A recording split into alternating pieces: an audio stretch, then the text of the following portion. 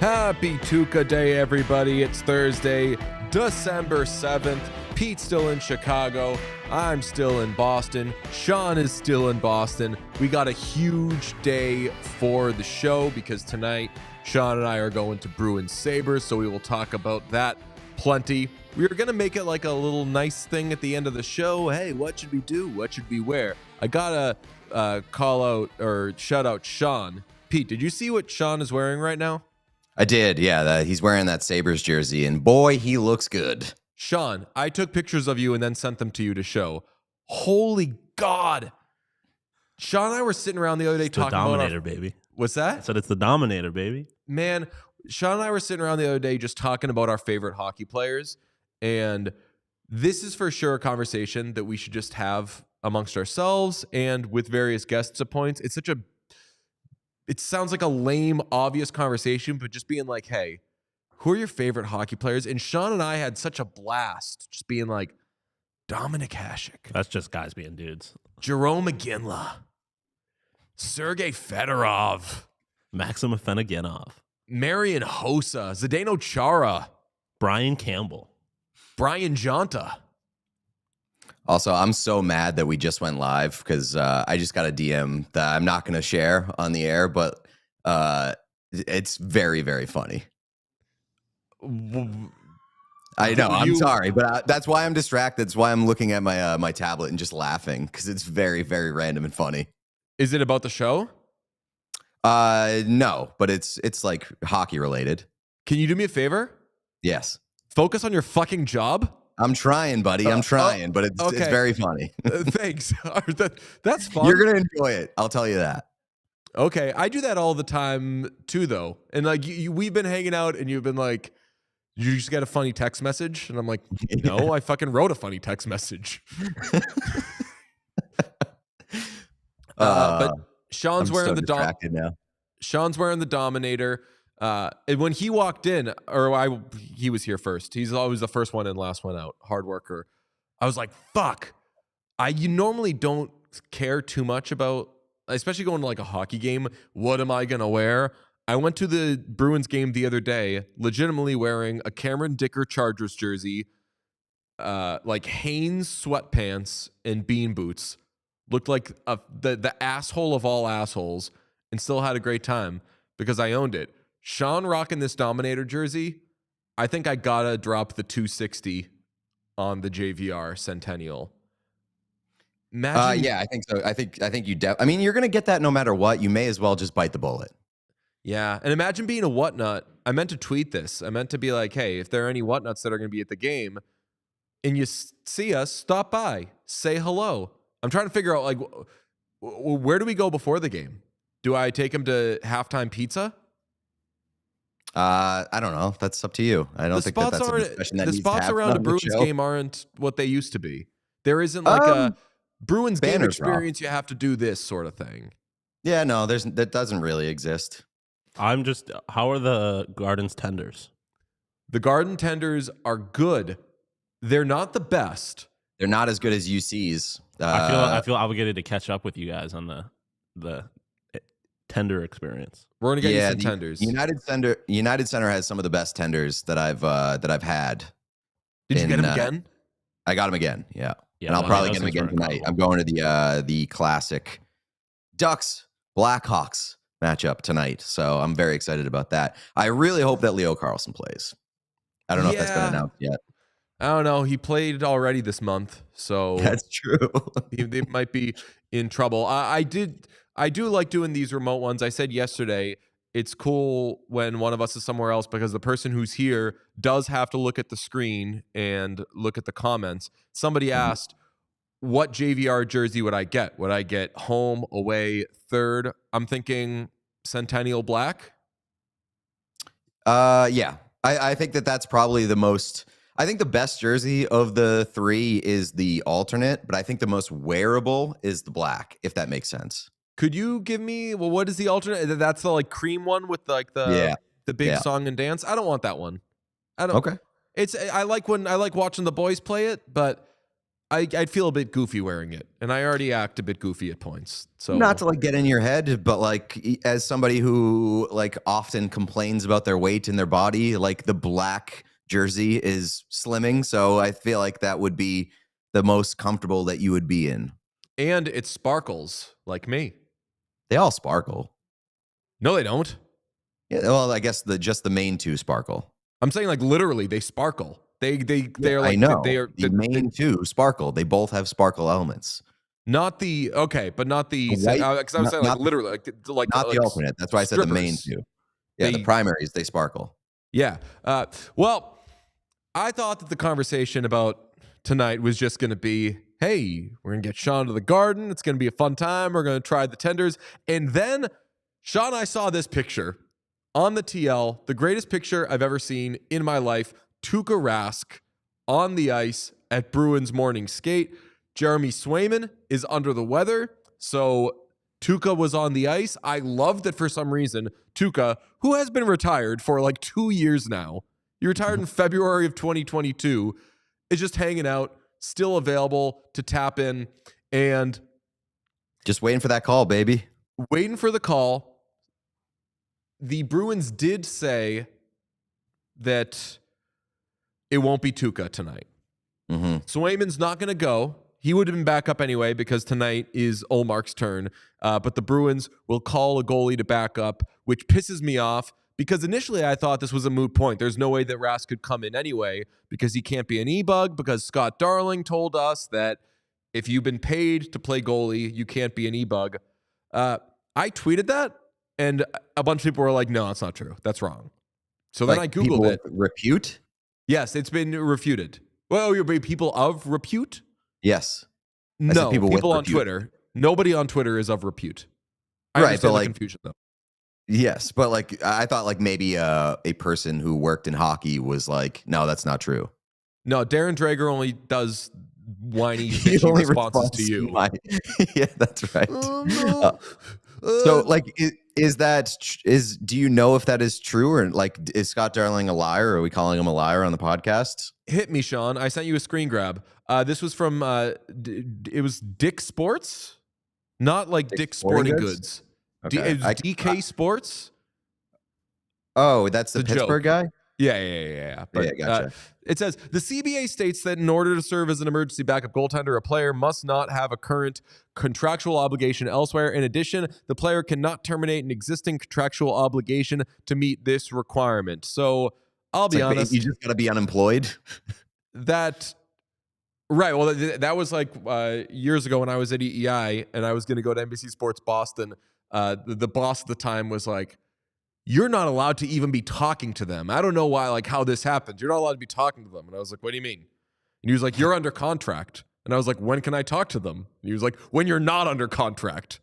I was like, I'm a dumb idiot. That can't be how it works. Yeah, that's not how that works. I need to be fired to then go find a new job. I feel like it works in like that applies in sports because that's called tampering.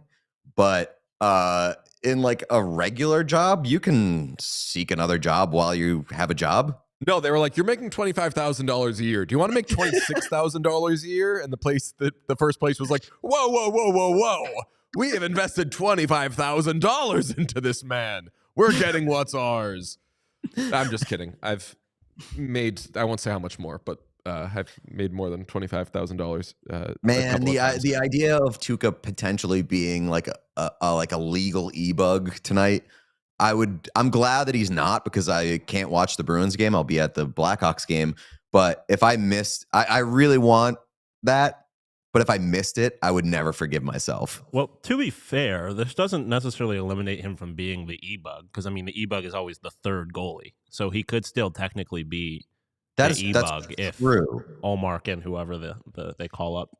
That's right. Whenever E-bug enters the discussion, it's the E-bug like basically becoming the backup goalie because something happened to the backup goalie. Right. So if they're calling somebody up, Tuukka's the third goalie, and that's never when the E-bug discussion happens. Well, no, I mean the E-bug is what happens. Like you have to have two dressed goaltenders. The E-bug is what happens if one of them or if both of them go down. So like the E-bug is always the third. Like he's always the third, but that's what I'm saying. The E-bug discussion comes into play when he's the second. Yeah, I mean it'll be a lot more interesting if something were to happen. I'm texting Bruins beat writers right now, being like, "Can you ask, or did Montgomery at least say that Rask will be at the game?" Because that's honestly that's all I need, and he definitely. Are they making him a jersey? That's what I want to know. Are they making him a jersey? Is he getting a custom jersey? Maybe like Tuukka just looked at this year's jerseys, the Centennial jerseys, and was like, "I want in on that." So another question I was going to ask off this. I'm glad you reminded me of this. So I'll probably get a JVR jersey tonight. I am asking various people with like pro shop discounts, "Hey, can you help me get this?" Because I can't. We have spent so much money on jerseys that is not being reimbursed or anything. We're just getting jerseys so we can put them up. No one has ever been like, with the exception of the Kraken one, nobody has ever been like, "Wow, game changer that you got that jersey." And we're like, no, we must invest thousands into getting these jerseys. Anyway, I'm leaning JVR jersey, but imagine if Tuukka plays tonight and there is a Tuukka Centennial jersey. How do I not get a Tuukka Centennial jersey to be like, I was at the game where Tuukka did wear this jersey, fuckers. Yeah, he retired in 2022. But you would obviously have to make that. It wouldn't be like in production, but you could customize it. Do you think they do that at the pro shop? A lot of pro shops do that. A lot of pro shops do that. I doubt it. The TD Garden one. I'd be surprised. You're just disparaging them? You think they're weak ass? No, they have a good pro shop, but I don't think the team pro shops will do it. I think it's like the NHL store, like online, stuff like that. That's where you get those done. I'm not gonna say exactly what the DM was. You showed me the DM. Just basically somebody of repute is like, calm the fuck down with these Tuukka tweets. Yes. Because we've been tweeting some, I don't know, like sexual stuff about the whole like Tuukka's playing thing. Yeah. It was a big like, what the fuck is this? Welcome to the podcast. Right. Welcome to it was very funny. It made me laugh. Yeah. I didn't like the emoji that was thrown in there. The emoji that was thrown in was like, it was like, this one. Yeah, it was like basically like the cringe emoji. It's like, come on, we're having fun here. Got to talk about the Oilers, by the way. The Oilers, hottest team in the NHL, baby. They're like, the stats do kind of back up that they are the hottest team in the NHL. No disrespect redacted. The team that I will not mention. No, not the Arizona. I would like Coyotes. to point out that the Arizona Coyotes are probably quite literally the hottest team in hockey because the Oilers play in Edmonton and the Coyotes play in Phoenix, Arizona. One of the by temperature, I can give you the. Where are they? Famously, the Arizona Coyotes do not play in Phoenix. Don't do that. That's $1 in the jar. You call them the Phoenix Coyotes. Do people get mad when you call them the Phoenix? I always call them the Penis Coyotes. Phoenix Coyotes. Calling them the Phoenix Coyotes and using the howling head, which they don't use anymore, are two of like the biggest like Coyotes faux pas. We got to get that kid that everyone got mad that dressed racist because of his racist parents. Sean, I got to ask you, how familiar are you with PDO? PDO? Yes. So PDO in hockey is the combined save percentage and shooting percentage of a team. And it's supposed to be around like 100, 101. And if it's way higher than that, it means your team is getting super lucky and it is not sustainable. And like when teams get really lucky, it ends up usually around like 107, 106, some 108, somewhere around there. The Coyotes have like a 111 PDO right now. So that's because Connor Ingram's save percentage is like 980 because he's the best goalie in hockey, and all that says to me is that they're it's lucky. Definitely sustainable. They're gonna be riding that one for the rest of the year. But but what I heard is that when teams are lucky, they're this good. The Coyotes are even better than that. So even if the Coyotes' luck runs out, they're still going to be an above-average team. That is some. I don't want to disparage the Coyotes. Like I think the Coyotes are a respectable team, but are you sure you don't want to disparage the Coyotes? I was going to say I want to disparage them just a little bit. They're that one YouTube commenter. Unsustainable right now, but will point out that the Oilers last night kicked the absolute piss out of the Carolina Hurricanes. It was Rod Brind'Amour fully embarrassed on TV. Are we doing the clip of Rod Brind'Amour? Best. All right, let's throw to this. We're on the way to losing 50-0 right now. I've never seen our team play this brutal. So at this point, I don't really. I'm lost for words, to be quite honest. We weren't ready to start, which was clear, and now we're just kind of doing things not the way we do it, and this is what you get. So at this point, we're probably turning the page. Well, thanks for doing this. I know it's not easy. What's your favorite part of that? That was midway through the second period. The game was halfway over, and Rod Brind'Amour was trying to rage quit. I love that so much that he was like, yeah, I mean, we've lost this game. This sucks. We just kind of had to stand around for a little bit, which is what we've been doing the whole time. Because I'll tell you what, we're not doing things the way that we want to. Which is funny because doing this. They didn't score in the second period, did they? Or they didn't get scored on in the second period. Wasn't it 5-0 after the first? Am I wrong? It was, let me see. 4 or 5-0 sounds right. Yeah. And so that wasn't in the midst of their most horrible stretch of that game. And he was still that flustered and that upset, which is hilarious, especially considering whenever you see a Rod Brind'Amour in-game interview, he gives very succinct answers, very brief. It's not like he's not unwilling to do them, but he's focused. And so the fact that he went on for a 40-second tangent about how his team sucks and he just wants to go home is very funny.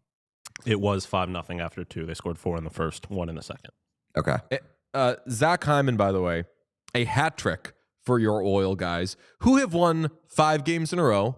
And Hyman, with 3 more goals, is at 15 on the season. He is tied for, I believe, 6th in the NHL in goals this season, despite playing fewer games than a lot of players because the Oilers haven't played that many games. He is 3rd in the league in goals per game.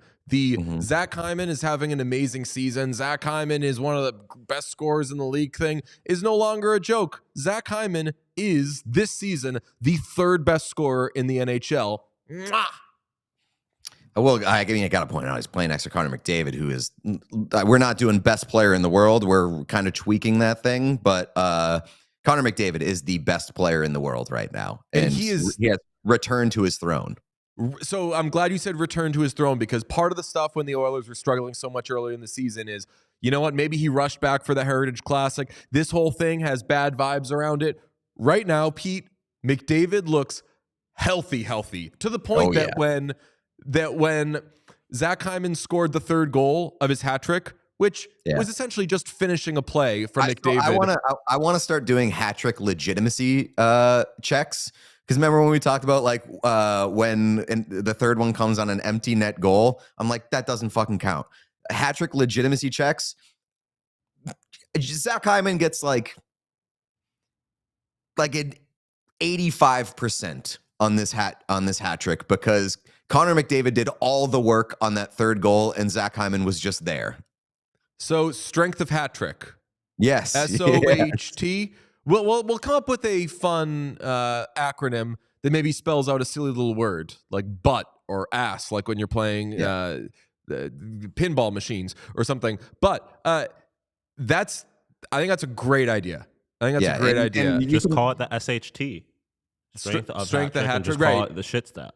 Oh, the shit stat. Was this the shit? It's 100. So like, what's Marchand's strength of hat trick the other night? That's like 99. It was a natural hat trick. Dmitry Filipovich pointed out the fact that after Hyman finished off the hat trick last night, his goal celebration was him just like laughing at how lucky he is to play with Connor McDavid, just like giggling at how ridiculous that play was. McDavid dispossessing the Hurricanes player at the blue line, showing off incredible edge work, then dangling through a couple defensemen and dishing an incredible pass to Zach Hyman, who, like, to Hyman's credit, he was ready to receive that pass. If that was me or like half the players in the league, I feel like they'd just be like, you have your Schmenzer in your hand. Yeah, right. Just oogling how good Connor McDavid is and being like, whoa, and not being ready for the pass. Yeah, that's what I was going to say. His celebration when he scored was just like, it was De Niro-esque. Like, you, my line mate. Amazing, though. Since U.S. Thanksgiving, an important point in the NHL schedule, the Oilers are 5-0-0.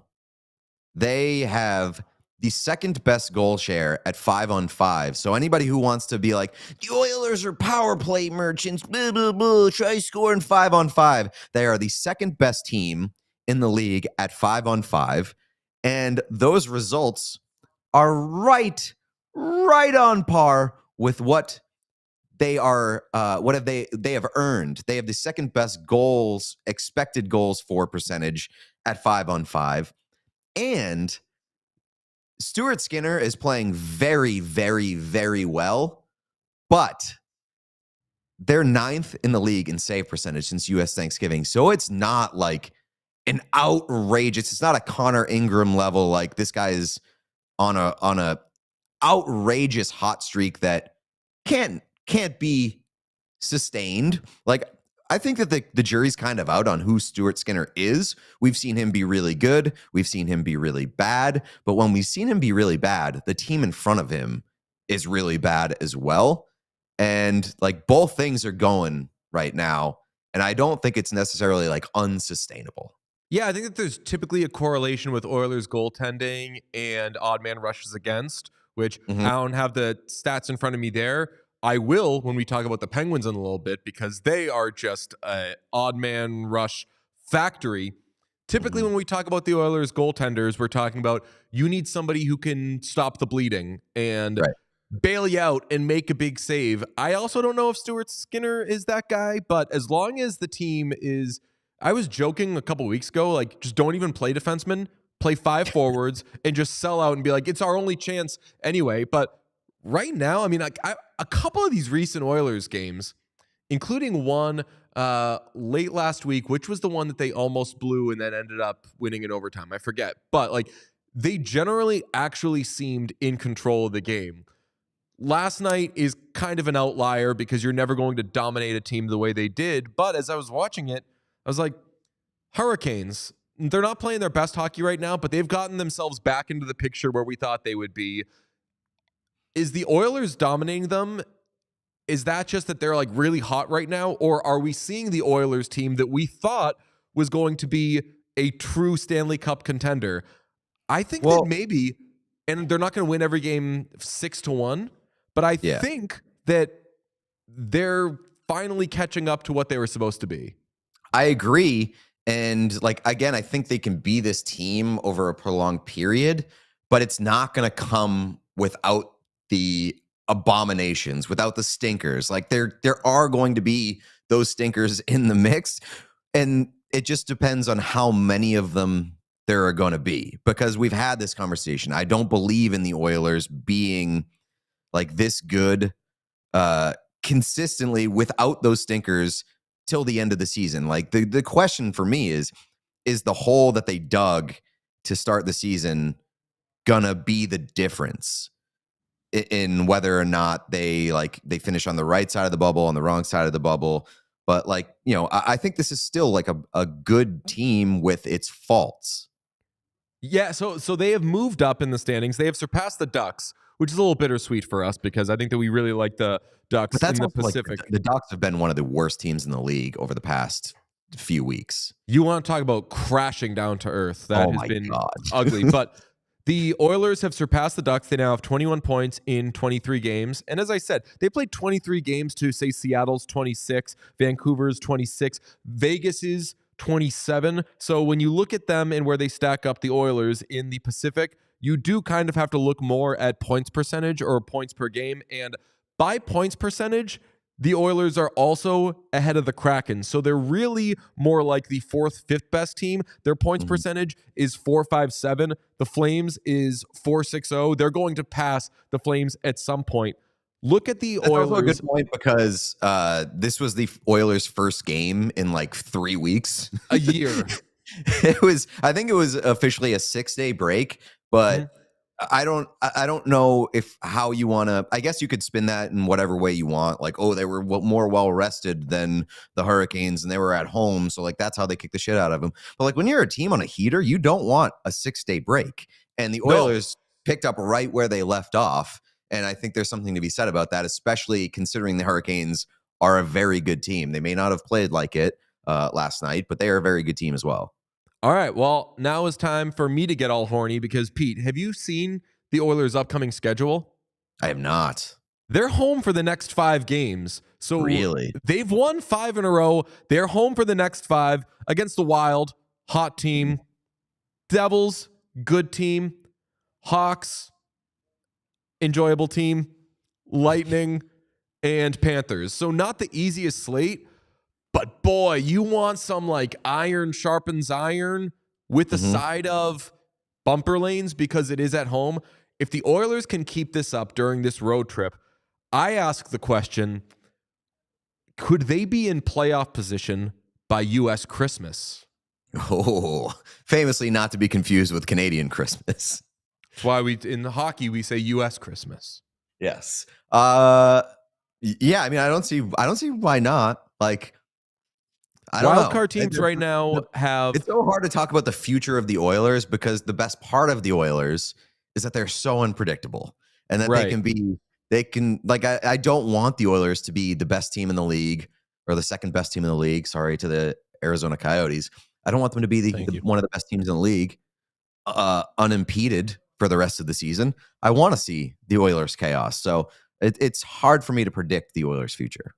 Including the 2 wildcard teams, there are 6 teams ahead of the Oilers. So I guess they would need to jump 5 teams, right? To get into that picture. The Oilers have 21 points, as I said earlier. The Blues have 27 points. They're the second wildcard team. And the first wildcard team is the Arizona Coyotes. Thank you very much. Arizona Coyotes, they have 28 points. I can't read today. Do you know what? I'm sorry. Do you think that they can make up in 3 weeks 5-6 points? Probably not, but it's doable. It's doable. My question to you is, I know when you're hot, you don't want soup, but with the Oilers being so hot and actually having their shit together, call them up. They call up Jack Campbell sooner rather than later, because like Elliot was saying that Jack Campbell would call up was impending, and then I love that whenever like we need to like be like somebody smarter than us, it's always Elliot. It's just Elliot said this. The Campbell call up was impending, and then he had the stinker in the AHL where he didn't have the best game, and that kind of delayed things. I say you should probably bring them up while this team is playing pretty well, because if they start to regress and they cool off a bit, then like what? You're calling up Jack Campbell to like right the ship? That's more pressure on him. Call him up while you're playing well. You bring him up for the Hawks game, I think. You think so? Give him the Hawks game, and you can keep riding. I have to look if there are any back-to-backs here, but like Wild and Devils, you try to ice your best lineup. Hawks, maybe that ends up being a pretty fast, topsy-turvy affair, so you're going to get a lot of shots there, but you're still probably, if you play your best, meaning the team in front of you, they still probably win that game. That could be a confidence booster, although he'll still probably allow 2 or 3 goals just because Bedard and Foligno is hot. People forget. I give them the Hawks game. I agree with you, though. Like, now would be the time where pressure is a little lower and it's not you have to come up and be the savior because they've already gotten their spark. They're already playing well. God, I would love that. On the flip side of that, if they're riding like an incredible hot streak and then you bring up Jack Campbell and he sucks, people are going to be like, what the fuck? Like, there is some pressure in trying to continue the hot streak, but I still think that this is the right time. You know what I miss most about home being here in Chicago? What? That I don't get to watch the Oilers intermission reports. Oh, brother. Yeah. Well, I didn't either. Last night was a national game. Yeah, it was a TNT game. Yeah. So I'm excited to get home and get to watch my boys deliver those intermission reports that are electric. If we ever do, we want to do some stuff with the Oilers, obviously, as we want to do stuff with every team. If we ever do stuff with the Oilers and like went to Edmonton, do you think that they would let us like shadow those three for a day? just observe them.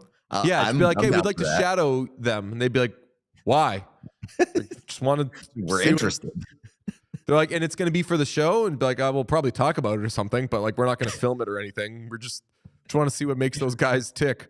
How did that end up happening? I'll tell you how I end up happening by waking up every day and cracking an Olipop. That's right, folks. Yeah. Chaboy's drinking Olipop in the morning. I'm only kidding, but I think it would go well in the morning because it is an amazing prebiotic soda that has under 5 grams of sugar, comes in so many amazing flavors. It comes in grape. It comes in your classic cola, comes in lemon lime. You got strawberry vanilla in there. It is so fantastic. We had Sarah Siv on the show the other day, and she was so excited that we had Olipop. We were cheersing, toasting Olipop, just having ourselves an Olipop time. And I tell you, the listener, that you can have an Olipop time as long as you go to 22,000 stores, because that is the secret to having Olipop. You go to their website, drinkolipop.com, use promo code CHAOS for 20% off your order, or you could just, if you would like the in-person experience, you go to 22,000 stores. I personally like mixing it up. Do a little bit of the website. Sometimes I'll go to 22,000 stores. My service is good in most of those stores. Sometimes I'll go into 22,000 stores and hop on the website from my phone. A little best of both worlds. I've seen you do this ad read at several stores, just at checkout. Yes, correct. It's smart. It's good guerrilla marketing. Yeah. We got to get Olipop in arenas. Imagine being like, I'm making an Olipop run. Y'all want anything? And someone's like, yeah, I'll take 6 grams of sugar. And you're like, well, sorry, I'm going to have to get you 2 Olipops then, because you're not finding 6 grams of sugar in any of these cans. It's drinkolipop.com. Use code CHAOS for 20% off. So, Pete, the Oilers are amazing. They're the hottest team in the NHL. The Hurricanes are upset. Brind'Amour's doing hilarious things with Panger. The Penguins right now are not having fun at all. They lose last night 3-1 in Tampa. They are 0 for 34 on the power play. 33, I think. Over 33, over 34. Yeah, I think it's 0 for 33. They're 11-11-3. And obviously they do the Carlson thing, and it looks like they're kind of going to be an oldish team. I didn't think they were going to be an old trash team. I just thought they were going to be an old team, and they're kind of old trash. It's the Penguins are such a weird case because they're not trash. Because like Sidney Crosby, Evgeny Malkin, like they're having incredible years. Awesome, like turn back the clock kind of years. Tristan Jarry, been awesome. So the fact that they're this mid to bad is so discouraging because, like, you look at their numbers, they're a good offensive team. They're doing way better than expected when it comes to goals against. Like, their expected goals against is 23. In reality, 6th at 5-on-5 and goals against, that's because Jari's been so good. But the fact that like that's not doing it for them is insane. And the most insane thing is the power play. You put that power play on paper, and that's probably the most exciting thing about this team.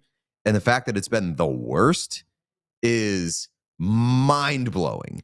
So I'm still having a hard time wrapping my head around the Penguins' current situation. But I agree with you in the sense that I wasn't expecting a whole lot from them. Like, a lot of people were high on them after the Erik Karlsson acquisition, and I didn't really see it. I didn't see Karlsson changing the makeup of that team. I think that maybe you had this phrasing at some point a while ago. Erik Karlsson made them shinier. He didn't necessarily make them a different or much better team. And I think what they needed was they needed somebody who was like tougher, a little grittier. Like, they needed a power forward. They needed someone to kind of diversify what they are as a team. And that didn't happen. I don't remember saying the shinier thing, but I do use the word shiny a lot, and I do like a sparkly jersey. So maybe that could have been me. I do agree with that logic, though, of like, yeah, it's another jersey to sell, and it's another really good player, and you have a team with some really good players, and then beyond that, you have some question marks. I saw a thing from, I think it was Megan Chaika recently, that had odd man rushes against, and the Penguins were something like 30th. Yeah, it's not good. And like, Tristan Jarry can only do so much, and I don't know how much I trust him to be how good he's been to start this season. I'm extremely distracted because I can see the chat, and during the Olipop read, the listeners started doing Olipop like player names, and they're amazing. Somebody said Olipop Ekman Larson. Another person said Tyler Toffoli Pop. That's incredible. Oli off Kolzig. This is the best one, though. The best one is Ryan Nugent Ollie Popkins. That's amazing. Yeah, I mean, it's tough. I think the Penguins' biggest problems is like they're bleeding. They're obviously bleeding those rushes. They're not great defensively, and also like their depth is not there. Their depth is not there. Yeah. So what do you do if you're them? Because I feel like let me see what their pick situation is. I mean, it's one of those, it seems like one of those situations, like it's very hard to change your team's identity mid-season. That's something that you have to address in the off season. Like you can solidify things and you can improve in areas mid-season, but you can't change your identity. And I think the Penguins kind of need to change their identity a little bit. Yeah, it sucks though, just because you're getting such a good year out of Sidney Crosby. That's the most discouraging part of it, is that like this team has a lot of good things going for it in terms of its like stars and its pillars. But its identity is not there, and its depth isn't there, and its back end isn't there, and I don't think you can fix that. We talked the other day about when Sarah Siv was here, the Friedman thing of if the Lightning are kind of toiling, do teams call on Steven Stamkos? Some of these things just can't happen because of the cap. It would be amazing if like the Lightning and the Penguins were just mid-teams and suddenly Stamkos and Sidney Crosby were getting traded. How much would that fucking rock? Sidney Crosby's not getting traded. Get the it's fuck never out of here. Yeah, well, I don't think Steven Stamkos is getting traded either. Steven Stamkos could, like, theoretically could get traded, and it would make sense to trade him if you're not going to sign him and you're like kind of in the middle of the pack. I'm still surprised that Steven Stamkos has been with the Lightning as long as he has. I was going to throw this out there. How surprising is it that Jeff Carter is still in the NHL? Speaking of the Penguins, I thought Jeff Carter was like on his way out of the league when like his final few years of the Kings, and then the Penguins traded for him, and I was like, huh. He's still in the league, and like you're investing your like a little bit of future in Jeff Carter, and he was fine for a while. But Jeff Carter, it's still kind of surprising to me that he's still in the league. I am reminded every time I look up anything about the Senators that Claude Giroux is on the Senators. That's one that fucks with me. That's a union. I mean, Giroux was like it was like really good even towards the end of his Philly days, and he had like it was a big thing that he went to Ottawa. So like that never left my radar. Jeff Carter is a surprise. Yeah. Normally we do 3 stars, but I've learned that the way that you're supposed to give people love is to put them on blast on a podcast. I was reading Time Magazine and I saw that Taylor Swift began dating Travis Kelce because he put her on blast on his podcast, which she thought was metal as hell. Pete, she thought that it was metal as hell. Is there anybody that you would like to put on blast as a nod? I'd like to put a James Van Riemsdyk Centennial jersey on blast because I'm trying to manifest it. I'm gonna put the Chicago Blackhawks team store on blast. It's I'm gonna be there later today, and I'm definitely gonna buy a few things. That's a good one. I'm going to wear my Just Dishin' sweatshirt, I think, to the game tonight. I definitely want to put those guys on blast. They made some awesome stuff. We have some finally, I think next week maybe we'll debut it. We have some content that we did at the Chicago team store that is a lot of fun and very amazing, and we're going to start putting those things out there. I'm going to put some chicken fingers on blast later. I'm going to probably do a Diet Coke because they don't have Olipop at Bruins games. But Sean, is there anybody? Who'd you say you want to put on blast? Zendaya. Yeah, Sean's putting Zendaya on blast. So that's problematic. She's in a relationship. She's not married. Yeah, she's in a relationship. He doesn't see no ring on that finger. Sean, I didn't stop her from 2 guys kissing her neck. That's true. She famously will allow 2 guys to kiss her at once. So you should maybe put Zendaya and Tom Holland on blast. Yeah, I'll happily put another person that I want to put on blast is Patrick Kane. Patrick Kane. He's allegedly playing hockey. Allegedly making his debut for the Red Wings tonight. I'm very excited about that, even though I don't think I'm going to be able to catch it, but very excited for it. And like at this point, I'm kind of rooting for Patrick Kane.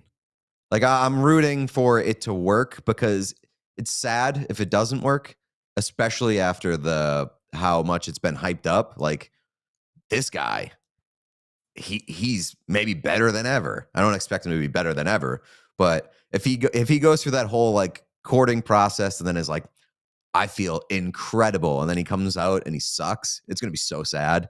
So I'm rooting for Patrick Kane. I'm rooting for the Red Wings to stay relevant, stay interesting. I think it's good for hockey. So excited to see the debut. I'll catch it after I leave tonight's game. Can we talk about the metal as hell thing though? Because the whole time magazine. How long do you think that she stood in front of the mirror and practiced some of those lines that she dropped in that Time feature? Some of those lines were just like clearly rehearsed and like things that she does not say. Taylor Swift does not walk around in her everyday life saying, that's metal as hell. I guarantee it. I'd love to get Linus Ullmark back on the podcast. Famously, he is a big metal guy. He wore the bleh hat that everybody was very excited about. Helped our post go kind of viral in the metal community. Not to do like, hey, don't steal my metal valor, but as somebody who like grew up listening to metal and everything, everybody can listen to it, and I hope they do. There's some great artists in there, but saying metal to sound cool, like, and especially in that context, I love metal. Like, it's not fucking cool. It's just a thing, and it's what people are. And in that context where she's like, Travis Kelce, like, put me on blast on his podcast, that's not metal to begin with. Well, and he didn't really put her on blast. He was just like, yeah, I wanted to get an introduction, and it didn't happen. In one sentence, she says, it was very adorable how he put me on blast, which is metal as hell. I can't be adorable and metal. And metal at the same time, exactly. Yeah. No, that doesn't work. Also, the one that you had a big problem with, the trash takes itself out every time. I didn't necessarily think that was. I didn't have a problem with that. What? Yeah, I mean, I understand logistically trash does not take itself out in a literal sense, but like in a figurative sense, I understand. It's like a real like what goes around comes around kind of thing. But trash doesn't take itself out every single time. And this is being said by somebody who has been wealthy their entire life. It's one banana, Michael. What could it cost $10? And when I put this out there, I had a lot of Swifties coming to me privately being like, I could never post this or say this, but thank you. Because a lot of people saw that quote and they were like, print the t-shirts. Oh, yeah, like celebrating. Yeah, oh, so true. Trash takes itself out every time. Again, I get a rich idiot saying it and that's funny to me that like, I'm not sure they know that trash doesn't take itself. Like somebody is doing that for you, but it's the sheeple that see it and are like, oh, she's got such a way with words. That's not even it's not even that big of a bar though. Like even if you want to ignore the fact that it logistically makes no sense, it's like, cool, Taylor. The trash takes itself out every time. That's not like you're not spitting or anything. Like it's not cool. But that's what I mean when I say like she definitely like rehearsed these lines. Exactly, because 100%. She knows that people will be like, print the t-shirts. But I think you're just taking it a little too literally. No, I mean she does. Some of her she also had like there's no such thing as being bossy. There's being a boss, and like I get the empowerment aspect of saying like don't call women bossy, for example, if they're not being bossy. But like, of course, people can be bossy. It sucks when they are, and when they're being bossy, be like, hey, don't be bossy, be nice. But like I mean. As long as it's said by Taylor Swift, it's the greatest, smartest line in the world. And that's fine for me generally, but the trash takes itself out every time. It actually doesn't. It literally doesn't. Your apartment got a stank. You might be like, I don't want to say you're like a Taylor Swift hater. Because you're not like you. I'm becoming one because I do hate some of these lines. All right, well, let me ask you both this question: do you have a problem? Either one of you do you have a problem with her being named Time Person of the Year? Because I had to go on TV yesterday. I had to go on TV yesterday with my guy JP Joshua Perry, and he had a big problem with her being named Time Person of the Year. I had to become the Taylor Swift defender in that conversation, and that's not ever where I want to be. I think that I am very icked out by what has happened with the mania of Taylor Swift. I found it so uncomfortable as a dumb white that in 2020, when everyone was like having this social awakening and being like, yeah, like we got to think about where we're putting our money and the artists that we're supporting. And wait, hold on a second. The wealthy statuesque white person just put out an album that sounds like a million things that have already existed. I need to give this person all my money. Like that to me feels weird that like Taylor Swift is the exception to logic in a lot of cases. So it weirds me out, but should she be the Time Magazine Person of the Year? It's her or Messi, like the two most talked about people in the world. And I'm a white American, so maybe it's like the circles in which we run. I could not escape Taylor Swift all year, so I think that it's an appropriate pick. Sean? Sure. My problem with Taylor Swift largely isn't Taylor Swift herself, even though I think she's a little bit of a fraud. It's just like Taylor Swift culture, I guess. My thing is you don't have to add the What's that? It's the Taylor Swift cult. Yeah, not the culture. Valid. Yeah, 100%. But my thing is like, not to get too real here, but like this is a Time Person of the Year. Like this is something that's been given to like Hitler before. Like this is like people that have massive global impacts, and I do kind of fall in line with the like she dated a football player, she traveled a little bit. Cool, bro. Like there's multiple wars being fought. I feel like there's probably people a little more that probably have a bigger impact on the world than like she was just a trending topic on Twitter every day, which I have her name muted on Twitter, and I have I have forever. Yeah, I mean, like, but from like a cultural in like her cultural impact is significant, and she became a billionaire. Like, I understand, like, I agree that the mania is out of control, and I'm not gonna tell you like she's the best musician in the game right now, but like she's a legitimate business person. And like when they came out with the like, we're gonna put together like these Taylor Swift college courses on like her lore and her like her world that she's built. I don't have time for that shit, but like if you want to put together a Taylor Swift business course, I would for sure have interest in that, because her like image and like her curation and how protective she is of her image and how she's kind of built a lot of these business decisions in terms of like the Scooter Braun thing is one thing, because she could have owned the Masters. She could have just bought them. So like that's not necessarily an incredible business decision, but she turned it into one. And then like the tour, the movie, and then just like sort of everything else that's gone along with it that has made her kind of a cultural icon and an incredible businesswoman who has become a billionaire. Like, I would say it's more impressive that she's not the best musician, but she's turned it into becoming like the richest musician. Well, that's kind of my thing, is that like this whole thing is about her being like this amazing person, whatever, her cultural impact. And it's like, okay, but she's done all of this for money. Like, why are we ignoring, like, we're acting like this was all like Taylor Swift is just this great, unique person.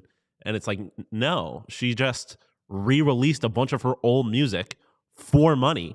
And mostly worse versions. And that, and that too, if you actually pay attention and look and read about all this stuff, like, I do not consider the Taylor's version thing noble at all. Yeah, me either. And in a lot of ways, I consider it shameful, because it's essentially not tricking, but kind of taking advantage of fans who will buy anything she puts out. So, Pete, you've heard this from me a million times. The re-recording of the songs was supposed to be, in theory, about everybody does everything with streaming and sync licenses and everything when if a song is used in a movie or a TV show. I don't want Scooter Braun or whoever ends up owning them to get all that money. So I'm going to re-record the songs. So if it's used for any of that stuff, I can get that money. But what she then did was she made physical copies of these records, CDs, vinyl, all that, and sold them to people who already owned physical copies of it.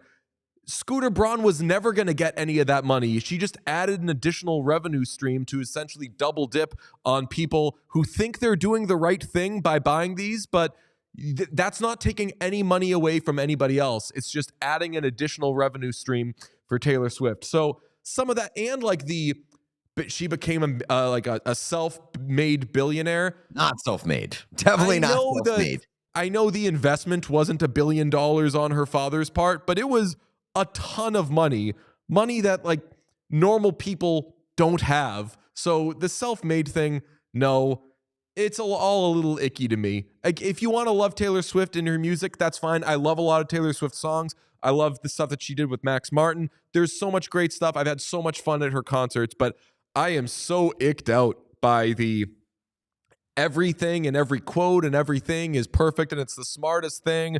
Trash takes itself out every time. Oh my, yes, honey. Do you want to hear? I don't have a problem. I don't have a problem with her being named Time Person of the Year, but I'm bothered by like it's going to be flipped into like she's so important. She's Time Person of the Year. Precisely. Do you want to hear the short list that they put out for? Yeah, let's hear the other candidates. So the first one is the Hollywood Strikers. So they do have a history of kind of making it more than just like a person. It's like groups and stuff like that time. So the Hollywood Strike, which that would have pissed me off because it's that would have been worse. That would have been worse. Like, oh, we're giving it to a bunch of like rich people for whatever. Xi Jinping, the president of China. Taylor Swift. Sam Altman, the ChatGPT guy. Wait, that's not the ChatGPT guy. That's the isn't that the crypto guy? He's the no. He's the CEO. You're thinking of Bankman-Fried, I believe. Yes, yeah, you're right. Sam Altman is the CEO of OpenAI. Yeah. The Trump prosecutors. Funny if Bankman-Fried was on the Time Person of the Year, though. That'd be hilarious. Yeah, that also would be. But like, that's kind of my thing. Is that like, so the other ones are the Trump prosecutors, Barbie, which would have been fun. I would have loved that. That would have been hilarious. Vladimir Putin, King Charles III, and Jerome Powell, who is the chairman of the Federal Reserve. That would have been boring as shit. Yeah, all of those would have been pretty either like wrong or boring. But like I said, this award, if you want to call it that, is about impact. It's not about like good people being the best person. Like I mentioned, Hitler had won it before. Like, I don't know, King Charles, like this was the first coronation we've seen in like 100 years. That's pretty important. Yeah. And again, kind of boring, but like that's kind of how this Barbie would have been fun as shit. I'll just say that. That would have been. It should have been Barbenheimer, to be honest. Like that was like that I feel like was the cultural, like the biggest cultural Taylor Swift saved cinema, bro, not Barbenheimer. Oh yeah. Taylor Swift saved cinema. It's Taylor Swift, Tom Cruise, and then Barbenheimer. No, dude, it's Paul Giamatti. I was gonna say it should have been Elon because Elon is like Twitter is like the biggest thing in the world, and he is constantly fucking with it. And then he's also like a billionaire that's doing all this other stuff. So Elon Musk, I think, is a more appropriate one. And he's like, I'm not an Elon guy, but he's like exciting. Like he's not naming it the king of. Like, he's not like the king of England. Like that's okay, cool, boring. Like Elon, there's a lot to the Elon. And he's polarizing in the way of like what makes me crazy about Taylor Swift is that, and I don't know, like a lot of music critics either don't have a strong understanding of music or don't have a great ear or whatever, but a lot of them, I think, feel a pressure to say that everything that Taylor Swift does is great and it's automatically smart and stuff, when it just isn't. Some of it's a lot of fun, but it's not the most sophisticated or intelligent music. Just it's all very basic. Nobody does that with it's not like that exists with Elon, where people are like afraid to be like, Elon kind of sucks, right? Like people actually have that conversation. And his impact is like undoubtable. Like Twitter is like one of the most important things in the world. Like you think about all the stuff that happens in the world, most of what we know about it all kind of happens through Twitter, and he's constantly messing with that. He also has like the most popular vehicle in the world. Not like actually, but in terms of like Cybertruck. No, I just say Cybertruck is the dumbest thing I've ever seen in my life. No, it is dumb because who needs a arrow-proof car? Yeah, but that's also. Let me ask you this: Are you sorry? I didn't want to interrupt, Sean. No. I was gonna say that's also what people love about Elon, because he's a billionaire and he's like, why make it arrow-proof? And he's like, because I want to. And it's like, cool, I guess. Let me ask you this. If the NHL had a person of the year for 2023, who would it be? It would be, I mean, right now, I feel like people would say William Nylander, but I think it's Connor Bedard. It has to be Bedard. I think so. You think it's Bedard? What about Matthew Tkachuk? Because like Matthew Tkachuk, you got to think about the first half of the year. You kind of have to split it between the latter half of last season and the first half of this season. It could be Connor Bedard. I don't think it would be William Nylander. I think it would be like coming to mind Tkachuk, Bedard, and then I don't know if there's anybody like who isn't a player that might jump. I feel like, I know this is basic, but like Bettman, the NHL just kind of keeps fucking around with stuff like between the jerseys and the pride tape and the draft, like. And he's obviously kind of the face of that. Or you could just say like the NHL owners, because they kind of keep fucking around with stuff. But yeah, but that would put them in the running every fucking year. It wouldn't just but I mean, I feel like over this last year they have done a lot of like decentralizing the draft, the mess with the pride tape and the pregame jerseys and stuff like that. Like they have been kind of at the forefront of that kind of stuff. From April to June, Matthew Tkachuk had a stretch where he was a household name in a way that players aren't always in the NHL. Like each postseason, there isn't necessarily a, hey, what's going on with, like, are you seeing this guy? He was the face of everything that the Florida Panthers were doing. So I think that 3 months, Pete, honestly, could be enough to say that he's even though no one really talks about him right now, but I think my answer actually, would be Matthew Tkachuk.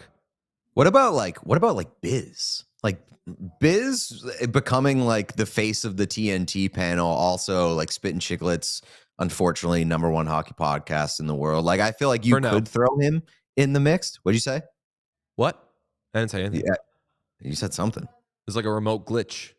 Okay. Sean, did you play a drop? I think that might happen. Like, I feel like if you're rounding out a final, I don't necessarily think that he wins, but like if you're throwing a finalist list in there, I think he might be in it. I think he would have been like last year's person of the year. Yeah, that's the thing. Like, but man, he took over he kind of did a Matthew Tkachuk thing of his own, where throughout the playoffs, people are like, damn, this is so good, and that panel is meshing so well. But a big part of it, though, is the Hank edition, so you can't sleep on Henrik Lundqvist. Honestly, I think you can make the argument that Hall of Fame. What's that? And Hank made the Hall of Fame. True. Yeah, but low key, who cares? Who cares? Yeah, I think you could make it the NHL on TNT panel, like just in general, because like I said, they do groups sometimes. Like that is, if we're looking for stuff outside of hockey, like that, I feel like was the biggest cultural thing. Or honestly, like Chicklets. Like Chicklets is always kind of pretty important as far as the hockey cultural conversation goes. How have we not said this one? Tate McRae. True. She's our time person of the year. Yeah, but that's like the last month and a half. She would do that at the end of the year. She would have been exempt from like the first 10 months of the year. Is it like a Grammys thing where she like she qualifies for next year's? Next year, yeah. She missed the cutoff for all the voting for this year's. I mean, how about Nickelback? Yeah, because they got shouted out again the other day. Yeah, like as we're getting this butt rock renaissance where people are finally okay with being like, "Hey, Creed was pretty awesome, right? Yeah, cool. Nickelback, not that bad, not that stupid." I feel like hockey players, Connor McDavid especially, have been at the forefront of being like, oh no, I think that Nickelback is really cool. And not that Connor McDavid is the end all be all for all things culture, but I think having a famous person be like, oh no, I think that's like a really cool and good band has gone a long way. I know it's a different sport, but like baseball helped bring Creed back. Hockey can help bring Nickelback back. That's a great question though, Pete. Who is the time hockey? Jack Eichel could be in there too. Like Jack Eichel coming back from the surgery and his first full season in Vegas and then winning the cup. Like, it's not exciting. Like, I don't think we talk about enough how Jack Eichel is a pretty fucking boring personality. He coasts on McDavid being boring. College days when he was a bit of a shithead and like made some waves. And I do think that like he's probably an interesting guy if you get him in the right scenario, but like in front of a camera, Jack Eichel's never really said anything. In front of like a professional camera, Jack Eichel's never really said anything all that interesting. How about Zach Hyman? 15 goals this season, third in the NHL in goals per game. How about the Arizona Coyotes? Person of the year 2024. Oh, you know what? Daniel Plainview. Me, an oil man. I do think at the end of the year we should do a What Chaos Time Person of the Year. I love calling it time. Like What Chaos Time Person. What Chaos is time. And all that shit, I think, like famous last words, all that shit I find, it's all parody. So like we can get away with doing all that stuff, I think. Yeah. Gritty. I mean, I'm down. Lark in the chat. Gritty, last year would have 100% been the person. Sharky? No, last year it was, I actually did this. I photoshopped the Time Person of the Year cover, and it was Tage Thompson. Last year, for sure, was Tage Thompson. Sean gets to see Tage tonight. He's pretty excited. Very excited. He was telling me. I know, I'm disappointed. He was telling me you weren't there, but he was disappointed. I'm jealous. I'm jealous. That's the right word. The tickets have been procured. Is that the right one? Procured? Yeah. Gathered? Acquired, received, secured. I don't know if I. Sitting? What's that? Where are you guys sitting? Rephrase, please. Where'd the buck go? Where the buck? Sean, do you remember the where y'all sitting craze of Twitter? No. People would make memes. It would be like a bunch of tables. And there'd be like 5 people each. Hey, where are y'all sitting? And Pete and I were really getting into the sitting aspect of it. Where y'all sitting? So when you see these, where would you sit? And we would just keep coming up with different phrasing. And we ended up landing on, hey, where'd the butt go with all these seats? We are, I don't want to spoil it, but we have good seats. We're like center ice, like behind the benches. So exactly where I was for the Blackhawks game. I don't know if you saw this. Very different seats from when we went to the Blackhawks game and then when I went this week. Without bragging, a little better. You were what row were you? 2. Yeah, that's a little tough close on the angles. Right. So we're 10. Which nice. I think like best would probably be 7 or something like that.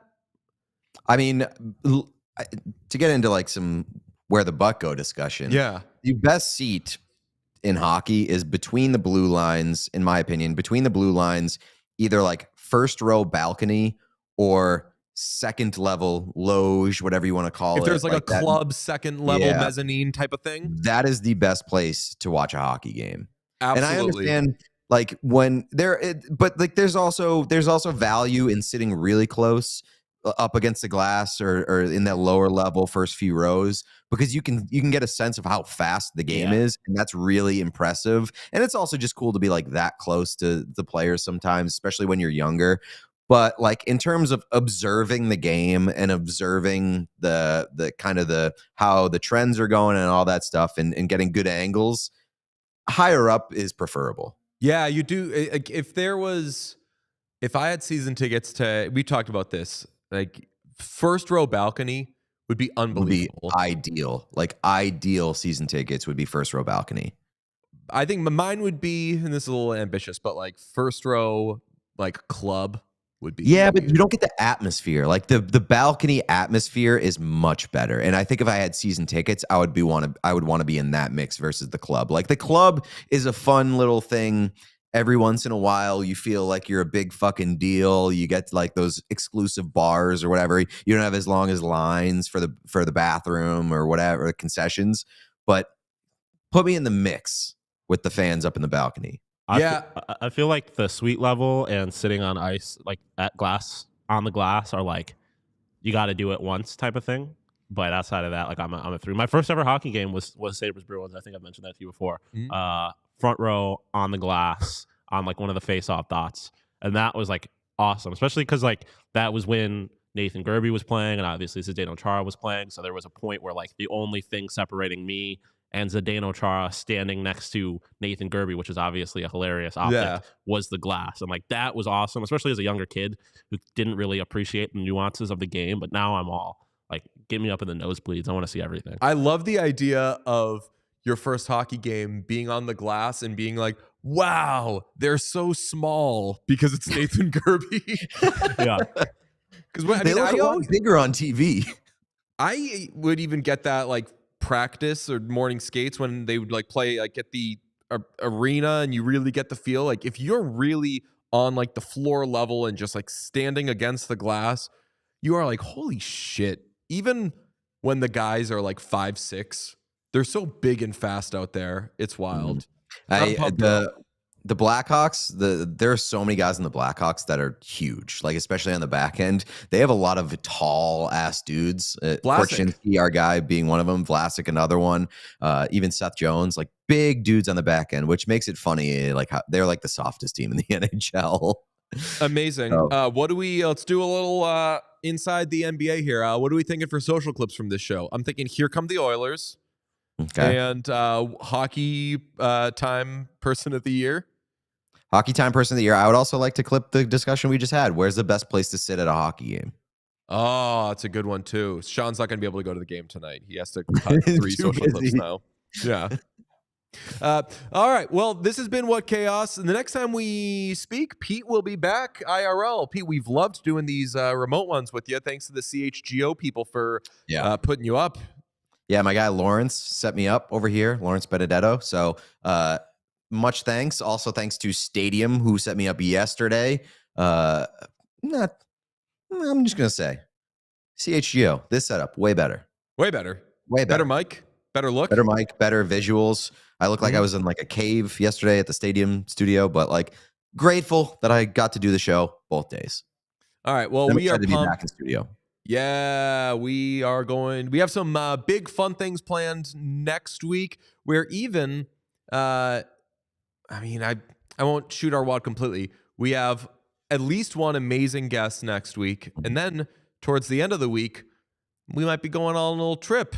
We're hitting the road. We just might be doing another one of our patented hit the road, do some stuff with teams. It's going to be an absolute blast. So hit subscribe if you're not subscribed somehow. Like everything that we're posting. Sarah Siv, thanks to her coming in on Tuesday, Sarah Siv did the nicest Twitter post about us yesterday, and I was like tearing up reading it. It was so nice. It was very nice. It was almost too nice. It was almost like, what's your fucking what's this angle here? Especially for me, who she replaced for one day. I was like, fucking angling for a job here? Yeah. Show didn't go that well. She won't be back. That's right. We think she's up to something. I love how in 4 seconds it turned from nicest Twitter post ever to fuck off, get out of here with that shit. We won't be having her back. The mean lady will not. That was very, very trying to professional. Trying to usurp Pete. Yes. She did a very great job, though. It was a very fun show. Sarah Siv, very good at all of that. So thanks to her for coming on this week. Thanks to everybody who did anything with us this week. We will be back. And if you see Sean and I at the game tonight, say hello. Compliment his jersey. Maybe I'll be wearing the JVR. Who knows? We'll find out next week on What Chaos. We all silly like the mayor.